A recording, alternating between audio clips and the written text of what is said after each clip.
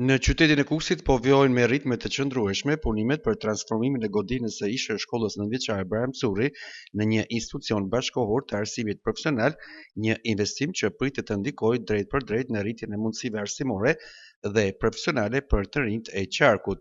Sipas inxhinierit të objektit, Defrim Haziri, deri më tani janë realizuar rreth 35% e punimeve të parashikuar në projekt. Kjo fal edhe kohës e cila ka qenë e përshtatshme për ato fazë ndërtimi që dhe ne jemi tani në këto momente.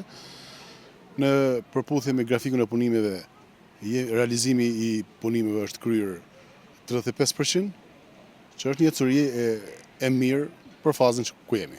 Punohet paralelisht edhe në godinën ekzistuese, edhe për palestrën e re dhe elementet saj ndihmëse.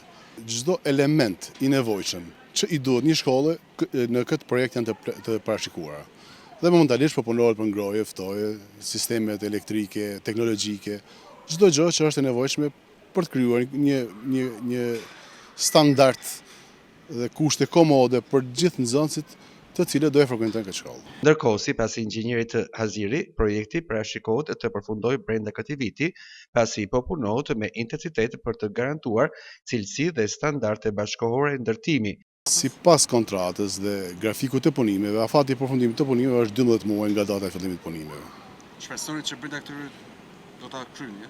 Duke marrë parasysh dhe ecurinë e punimeve deri në këtë moment, besojmë që do kryhet përpara afatit. Pas përfundimit të rikonstruksionit të plotë, shkolla e mesme profesionale do të shndrohet në një qendër rajonale të arsimit profesional me kapacitet për mbi 300 nxënës dhe kursant. Godina do të përfshijë klasa mësimore të standardeve moderne, kabinete praktike të pajisura sipas profileve përkatëse, si dhe ambiente të dedikuar për praktikë profesionale.